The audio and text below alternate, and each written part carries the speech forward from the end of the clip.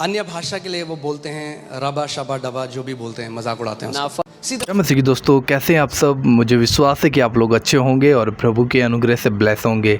And मैं माफ़ी चाहूँगा आप लोगों से कि जो बैकग्राउंड में हो सकता है आपको पंखे का वॉइस थोड़ा सुनाई दे रहा होगा, इसकी वजह से आप लोग थोड़ा सा एडजस्ट कर लेना, बिकॉज गर्मी बहुत ज़्यादा है और गर्मी की वजह से पंखा मैं बंद नहीं कर सकता, वरना वीडियो नहीं बना पाऊँगा। देन आते अपने टॉपिक के ऊपर, क्योंकि आजकल आप लोग यूट्यूब पे बहुत वीडियो देख रहे होंगे जहाँ पर कुछ लोग हैं जो अन्य भाषा के बारे में तरह तरह की शिक्षाएं लेकर आ रहे हैं। कोई बोलता है कि अन्य भाषा नहीं होती है, कोई बोलता है कि अन्य भाषा होती है तो चर्च में नहीं बोली जाती। अकॉर्डिंग टू वचन दिखाकर भी ये लोग बोल रहे हैं। तो इन बातों में आप लोगों ने देखा होगा कि जो परमेश्वर के दास अंकित सेजवान है, उनके लिए बहुत से लोगों ने वीडियो बनाई और तरह तरह की बातें कही। देन इन बातों के ऊपर जो अंकित सेजवान जी है, उन्होंने क्या रिप्लाई, क्या रिस्पांस दिया है, वो मैं आज आप लोगों को इस वीडियो में दिखाने जा रहा हूँ। देन आप लोगों से मेरी रिक्वेस्ट है कि आप लोग हमारे इस चैनल पर पहली बार आए हो तो चैनल को ज़रूर सब्सक्राइब करिए, ताकि आगे आने वाली कोई भी वीडियो आप लोग मिस ना करें। और इन जो बातें जो आज इंटरनेट के ऊपर हो रही हैं ना, आप लोग उनके अंदर ध्यान देख सकें और आप समझ सकें, क्योंकि देखेंगे तभी जान पाएंगे कि भाई क्या हो रहा है क्या नहीं हो रहा है। तो इसके लिए ज़रूर चैनल को सब्सक्राइब करिएगा और इस वीडियो को शेयर कीजिएगा। अभी मैं वो वीडियो आप लोगों के साथ में शेयर करने जा रहा हूँ जिसमें अंकित सेजवान जी ने इन लोगों को जवाब देते हुए कुछ बातें बोली है। अन्य भाषा के लिए वो बोलते हैं रबा शबा डबा, जो भी बोलते हैं, मजाक उड़ाते हैं उसका। See the problem with secessionist is, क्योंकि उनको परमेश्वर से कोई कॉलिंग नहीं है ना, तो अब वो क्या करेंगे, खाली बैठे हैं, कुछ तो करेंगे, फिर वीडियो देख के मजाक उड़ाएंगे किसी न किसी का। ये लोग कहेंगे अन्य भाषा चर्च में बोले, इंटरप्रिटेशन का नहीं है, अन्य भाषा चर्च में बोले। मैं कहता हूँ भाई तुम्हें क्यों इतनी कीड़ा मच रहा है, हमारी चर्च है, हम बोल रहे हैं, अपना काम करो। मैंने प्रभु को बोला, प्रभु शैतान चिढ़ रहा है ना, मैं पता है करूंगा। अब हम क्या करेंगे, कली से डबल कर देंगे अपना अन्य भाषा में प्रार्थना करना। I said the devil is furious, so we are gonna double our praying in tongues. तुम बनाओ वीडियो, हम डबल अन्य भाषा में प्रार्थना करेंगे। वीडियो में जो परमेश्वर के दास अंकित सेजवान जी, उन्होंने इस बात को बोला कि लोगों को दिक्कत होती है, होने दो। अगर तुम्हें हमारी अन्य भाषा से दिक्कत होती है तो हम क्या करेंगे, उसको बंद नहीं करेंगे, परंतु हम उसको डबल कर देंगे। हम डबल अन्य भाषा बोलना शुरू कर देंगे, और शैतान को इससे प्रॉब्लम है तो हमें क्यों ना वो काम बढ़ा देना चाहिए। हालांकि दोस्तों मैं इस बारे में कुछ नहीं कहना चाहता, बट आप लोगों को कहना चाहता हूं कि अगर आपको परमेश्वर ने कोई वरदान दिया है तो आप उसे इस्तेमाल करें, क्योंकि परमेश्वर कोई भी चीज़ कभी भी किसी को रखने के लिए नहीं देता या संभाल कर बस रख दिया।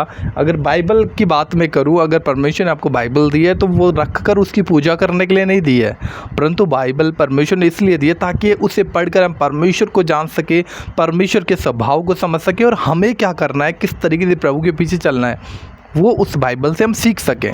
इसलिए प्रभु ने हमें बाइबल दी है। तो वरदान भी ऐसे ही है। हमें बाइबल के अंदर देखने को मिलता है कि जो वरदान है, जो 9 वरदान है, उन 9 वरदानों के अंदर ही अन्य भाषा भी एक वरदान है।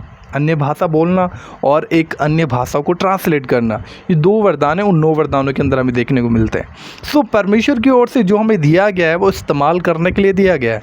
अब वरदान का मतलब क्या है कि जो इंसान अपनी ताकत से नहीं कर सकता, परमेश्वर की आत्मा से करता है, परमेश्वर की सामर्थ्य के द्वारा करता है। लेकिन बहुत से लोग हैं जो अलग अलग शिक्षाएं इन बातों के ऊपर लेकर आते हैं, हाँ बाइबल से दिखा कर इन बातों को बोलते हैं। मैं भाई यहाँ पर किसी की शिक्षा को यहाँ पे जज करने के लिए नहीं आया हूँ, बट मैं आपको यही कहना आया हूँ कि आप लोग क्या करें, आपको जो परमेश्वर ने दिए हैं आप इस्तेमाल करें, आप उस अन्य भाषा को बोलें अगर परमेश्वर ने आपको दी है। क्योंकि बाइबल में पौलुस हमें कहता है जब हम अन्य भाषाओं में प्रार्थना करते हैं तो हम परमेश्वर से बातें करते हैं, मनुष्य से बातें नहीं करते। तो इसका मतलब ये है कि जब हम परमेश्वर से बातें करें तो हम अपनी बुद्धि से भी प्रार्थना कर सकते हैं ना। बाइबल में लिखा है कि पौलुस ने कहा मैं बुद्धि में भी प्रार्थना करूँगा, मैं आत्मा में भी प्रार्थना करूँगा। बुद्धि से प्रार्थना क्या हो गई, जैसे मैं प्रार्थना कर रहा हूँ और मुझे पता है मेरी लैंग्वेज क्या है। अब मान लो मैं प्रार्थना कर रहा हूँ, हे स्वर्गीय पिता तू जो स्वर्ग में है, तेरा नाम पवित्र माना जाए, तेरा राज्य आए, तेरी इच्छा जैसे स्वर्ग में पूरी होती है वैसे पृथ्वी पे भी हो। तो ये बुद्धि से प्रार्थना होगी, क्योंकि यहाँ पर मुझे पता है कि जो वर्ड मैं बोल रहा हूँ वो मुझे पता है कि क्यों बोल रहा हूँ, क्या बोल रहा हूँ। तो तो ये मेरी बुद्धि और समझ के द्वारा प्रार्थना हो गई, बट आत्मा से प्रार्थना किया जो मेरे अंदर से निकल रहा है वो मुझे भी नहीं समझ में आ रहा है, पर परमेश्वर को समझ में आ रहा है कि मेरे अंदर से क्या निकल रहा है, तो वो आत्मा की प्रार्थना हो गई। तो पौलुस यहाँ पर बोल रहे हैं जो अन्य भाषा में प्रार्थना करता है वो अपनी उन्नति करता है ना। बहुत सी शिक्षाएँ यहाँ पर अन्य भाषा के बारे में पौलुस की हमें देखने को मिलती है। देन मैं आपको बस इतना ही कहना चाहता हूँ कि आप बुद्धि में भी प्रार्थना करें, आप आत्मा में भी प्रार्थना करें। आत्मा की प्रार्थना आपकी अन्य भाषा के द्वारा होती है, क्योंकि ये वरदान है, वरदान परमेश्वर की ओर से मिला है, पवित्र आत्मा ने आपको ये उपहार दिया, तो आप उसे इस्तेमाल करें। हालांकि लोग इसके बारे में क्या कहते हैं उन बातों पे ध्यान मत दीजिए। प्रभु ने जो आपको दिया है आप निस्संदेह होकर उसे इस्तेमाल करें अच्छे से, ताकि परमेश्वर की और आपके बीच में वो रिश्ता बना रह सके। हालांकि दोस्तों इस वीडियो में इतना ही। आप लोगों को ये वीडियो कैसा लगा आप हमें ज़रूर इस वीडियो की कमेंट बॉक्स में बताइएगा दोस्तों। और इन दिनों में बहुत सी शिक्षाएं, तो मेरे भाई बहनों इन शिक्षाओं पे ध्यान न लगाकर आप बाइबल को पढ़िए, बाइबल के अंदर ही झांकिए, बाइबल पे ही विश्वास करिए, क्योंकि यीशु मसीह ने भी इस बात को साफ कहा था कि अंतिम दिनों में बहुत से लोग आएंगे और आकर कहेंगे मैं मसीह हूँ और बहुतों को भरमा लेंगे। तो भाई ये मसीह लोग ही होंगे। अब मैं यहाँ पर किसी को गलत और सही नहीं बता रहा हूँ, बट मैं आपको यही सिखा रहा हूँ कि आप लोग बाइबल को उठाइए और बाइबल को पढ़िए। जब आप बाइबल को पढ़ेंगे परमेश्वर का आत्मा आपको मदद करेगा, वो आपको सिखाएगा एक्चुअली क्या हकीकत है, क्या नहीं है, क्या गलत है, क्या सही है। पवित्र आत्मा आपको सिखाएगा और आप लोग उसके मुताबिक चल पाएंगे। एंड बाइबल पढ़ना इन दिनों में बहुत ज़्यादा ज़रूरी है।